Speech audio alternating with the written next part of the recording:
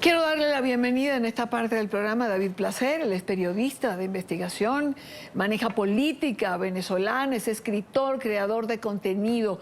David, bienvenido, qué gusto saludarte. ¿Cómo estás, Idania? Muchas gracias por invitarme a tu programa. No, gracias a ti por aceptar la invitación. Yo imagino que cuando esta grabación llegó a tus manos, la escuchaste una, dos, tres veces. Yo quisiera comenzar preguntándote, ¿qué sentiste? ¿En qué pensaste? Bueno, como tú misma has dicho, ¿no? No es sorpresa tanto por el contenido, porque además es un contenido que los venezolanos ya dábamos por sentado desde hace muchos años, pero sí sorprende que venga de parte del Pollo Carvajal, quien fue hombre de máxima confianza de Hugo Chávez, jefe del espionaje, y también durante los primeros meses de Nicolás Maduro, hombre que conoce perfectamente el engranaje criminal que hoy relata por haber sido precisamente parte de ese engranaje.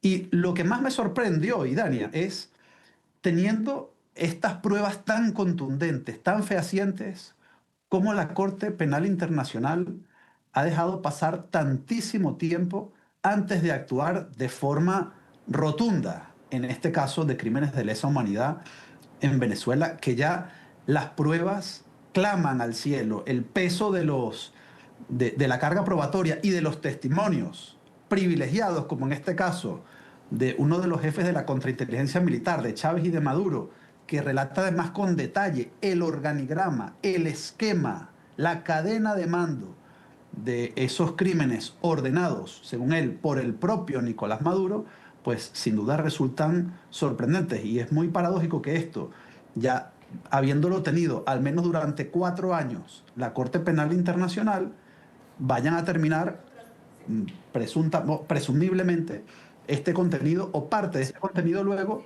en Nueva York. Es realmente increíble, sobre todo porque digamos que las declaraciones del Pollo Carvajal son como una sumatoria, porque hay un número y no, hay miles, porque ya yo creo que llegan a miles y no a cientos, los testimonios que tiene la Corte Penal Internacional de víctimas, digamos, de todos estos años de represión. Hay testimonios de torturas durísimos, hay testimonios de gente que estuvo en desaparición forzada. Es decir, ¿qué más necesita? Bueno, creo que esa es la pregunta, David, que nos hacemos todos al final, ¿no? Sí, que nos hacemos todos, que no tenemos muchas respuestas para ellos, más que el asombro, ¿no? El asombro colectivo, el asombro como país, como nación, al ver cosas tan sorprendentes como un fiscal de la Corte Penal Internacional que supuestamente estaba encargado de investigar estos gravísimos crímenes de lesa humanidad, se sacaba fotos con Nicolás Maduro, además de forma bastante complaciente, en el Palacio Presidencial, abriendo oficinas, como Nicolás Maduro luego contrataba como abogada a la cuñada. Es decir, hemos presenciado cosas realmente escandalosas en este caso, y a pesar de todo ese escándalo y a pesar de la sorpresa de las grandes democracias, de todos los sectores democráticos, de los defensores de derechos humanos en todo el mundo, seguimos sin ver ninguna acción contundente por parte de ese organismo que supuestamente es el encargado de dictar la justicia internacional. Y vemos como o la burocracia, o la inacción, o la complicidad, en el peor de los casos, no lo sabemos, pues está mandando en este caso tan flagrante. ¿Sabes que una de las cosas que también me llamó la atención, no porque no lo sepamos, pero porque, bueno, dentro de toda la narrativa vale la pena recuperar, es cuando menciona la cadena de mando y menciona a Gómez López? Porque al fin y al cabo es el jefe, tú mismo lo comentas, es el jefe de seguridad de Delcy Rodríguez. Entonces, ¿cómo es que le vamos a encargar la seguridad de la señora que dice ser presidenta, que no es más que quien ha colocado a Estados Unidos para la transición, pero con uno de los responsables de las atrocidades que ha cometido este régimen a lo largo de todos estos años?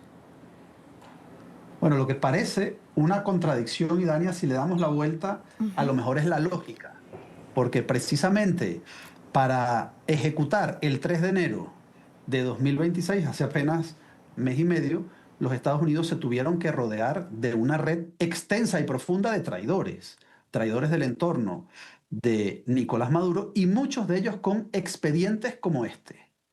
de graves delitos, de sanciones, es decir, altos jerarcas del chavismo que tenían mucho que perder si no colaboraban con esa acción que se hizo el 3 de enero. Y vemos en Gómez López, en ese ascenso, probablemente, de González López, perdón, en ese ascenso vemos probablemente una de esas, o parte de esa lógica. Es decir, de los que tienen algo que perder, de los que tienen sanciones, de los que tienen investigaciones de crímenes de lesa humanidad, podrían buscar la protección en una delación, en una traición, tamaña traición como la que se celebró o se ejecutó el pasado 3 de enero. De modo que esta red de traidores, que es sin duda alguna amplia y extensa, no está compuesta por angelitos, sino está compuesta seguramente de criminales con amplio expediente y muy sancionados por parte de los Estados Unidos que se enfrentaban antes del 3 de enero a una disyuntiva, la colaboración o enfrentar ante la justicia de los Estados Unidos y la justicia internacional este tipo de acciones. Pero a mí lo que me sorprende no solo son los nombres que va delatando, ¿no? El Pollo Carvajal, Diosdado Cabello, Freddy Bernal, muchos, bueno, todos los que escuchábamos, una decena de nombres de responsables, sí, sino también los ausentes. Tal vez esos son incluso más interesantes. No menciona a Vladimir Padrino, por ejemplo. No menciona a Rodríguez Torres, que fue ministro del Interior durante esa primera ola represiva y de asesinatos, la de 2014. No lo menciona tampoco. No menciona tampoco a Remigio Ceballos, 3 de los que estaban cantados que tenían que estar señalados en esa acusación. Aquí cabe la pregunta, ¿por qué no los menciona y por qué no los acusa directamente con la contundencia con la que sí lo hace con los otros? Yo creo que tal vez en estos hechos del 3 de enero probablemente esté la respuesta. Bueno, yo creo que lo hace igual o con la misma desfachatez en que se para al final de la declaración y dice, por todas estas atrocidades que les he compartido, es que decidí en un momento determinado separarme de este régimen porque al final me debo al pueblo. Oye, pero le costó, ¿no? Le costó un tiempo separarse. Le costó muchísimos años separarse y además la separación vino precisamente con la llegada de la continuidad del régimen, con la llegada de Nicolás Maduro, ¿no? Que es quien finalmente termina prescindiendo de él. ¿Sabes qué? Como muchos altos jerarcas del chavismo, ese es el argumento con el que intentan protegerse. Sí. Yo cuando vi que esto alcanzó cierto nivel o un nivel inasumible, entonces decidí separarme del cargo. En la mayoría de esos casos, la realidad es que fueron separados de ese cargo y viudos del poder, entonces decidieron denunciar o decidieron voltearse en contra de ese poder que los expulsó.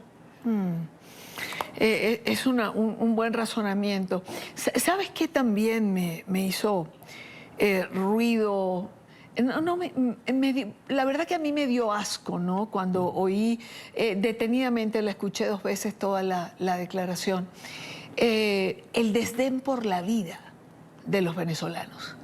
El no me importa absolutamente nada, maten a quien tengan que matar, apaguen lo que tengan que apagar simplemente. El objetivo es quedarme en el poder, nada más me importa. Quizás lo sospechamos, quizás lo sabemos, quizás lo hemos imaginado, pero escucharlo así por lo menos a mí me golpeó mucho. Claro, es la lógica, sí, la lógica dura, fría, de un poder sin límites, ¿no? El objetivo último es permanecer en el poder y todo lo que esté por debajo no importa, todo está subordinado a eso, incluso miles o decenas de miles de vidas, de millones de exiliados, la vida entera del país, la vida colectiva arruinada, de generaciones completas, no valen nada supeditados al único propósito que es mantenerse, y además mantenerse ni siquiera por una ideología política o por unos principios. Se ha demostrado el chavismo, se ha demostrado el propio 3 de enero, lo ha demostrado que es un cascarón vacío, vacío de principios, vacío de ningún tipo de ideología. Lo que ha quedado es la plata y la permanencia en el poder. Incluso diríamos que después del 3 de enero lo único que importa es ya no tener el mismo destino que Nicolás Maduro, ¿no? Es ese movimiento supuestamente preocupado por el socialismo, es decir, por el bien de los otros, lo que se ha manifestado es un movimiento profundamente egoísta, y como dices tú, sin ningún tipo de respeto por los derechos humanos más básicos y mucho más aún por la vida de jóvenes, muchos de esos jóvenes inocentes cuyo único pecado fue ir a alzar una bandera, ir a batallar con un escudo de cartón o cantar alguna consigna o incluso un mensaje de WhatsApp o una franelita con la cara de Nicolás Maduro. No, esos son los nuevos delitos incluso. Un post en Instagram o un comentario en Twitter. Ese es el delito de esta generación más joven que fue asesinada a sangre fría con tal de que esta cúpula permaneciese en el poder. Es profundamente repugnante, vomitivo, efectivamente. Como dices, muy duro, pero sí, es lo que refleja la declaración del Pollo Carvajal, que el hecho de que perteneció a esa organización criminal no resta de ningún modo veracidad a todo lo que dice. Sabemos que todo lo que dice es completamente cierto. David, tampoco puede cabernos ninguna duda, porque además lo detalla con claridad. El fin para la disidencia, para la oposición, es simplemente quebrarlos, es decir, o los saco pero se van, o simplemente aceptan de alguna manera al régimen. Y esto es, a ver, quizá también algo que ya sabemos, ¿no? Pero para que no haya duda, para poder convivir con el régimen, lo tienes que aceptar o normalizar para que sepamos a quiénes nos referimos. Porque es que no hay otra manera, no la hay. Lo deja claro el Pollo Carvajal. En estos años, y es la explicación que tenemos para cierta oposición que me cuesta hasta hablar de alguno de ellos porque es gente que conocí, que aprecié, con quien estuve batallando muchas veces, pero no existe. O normalizas y para convivir tienes que normalizar y por eso lo hemos visto.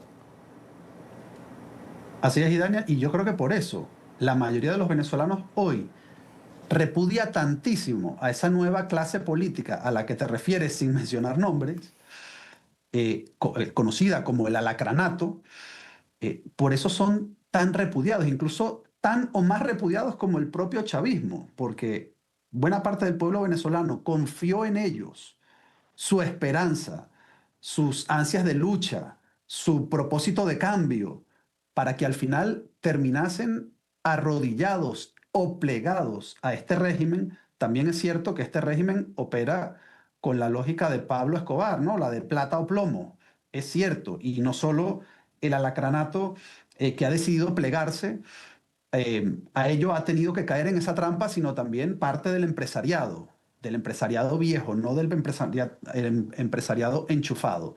Pero por eso, figuras como Juan Pablo Guanipa, por ejemplo, que se negó a aceptar esa lógica perversa y criminal, la de plegarse, arrodillarse a una asamblea constituyente con tal de asumir un cargo electo, pues hoy tiene tanto apoyo popular y tanto respeto por parte de la mayoría de los venezolanos, porque antepuso el bien común, puso por encima de su cargo los principios. Y eso es algo de lo que andamos bastante escasos en Venezuela en estos últimos años. Sí, lo sé. David, una última pregunta. ¿Cuánto tiempo cuánto tiempo tuviste esta grabación en la mano antes de publicarla? Bueno, algunos días, no demasiados, la verdad. No demasiados, porque a mí estas cosas me queman en las manos. Claro. Y, y sí es cierto que el trabajo era corroborar efectivamente que, porque ya hoy ya sabes, con lo de la inteligencia artificial, estos documentos pueden ser peligrosos, pero recibí además de los audios muchos otros documentos y testimonios que avalaban y que conocían ya este proceso. Por tanto, una vez corroborado, era, sin apurar mucho y sin dilatar, lanzarlos. No fueron más de 2 semanas. Sí, me daba curiosidad porque todo esto implica un proceso por las razones que has explicado. Oye, David, qué gusto. Gracias por compartir tu tiempo conmigo en el programa. A David lo conocí en Oslo, nos conocimos en Oslo cuando la entrega del Premio Nobel de Paz, que fue una experiencia para todos los que estuvimos allí. De verdad te lo agradezco muchísimo. Ojalá me aceptes varias invitaciones más. Me encantó compartir contigo. Mil gracias. Cuando quieras, aquí estamos a tus órdenes. Y Dani,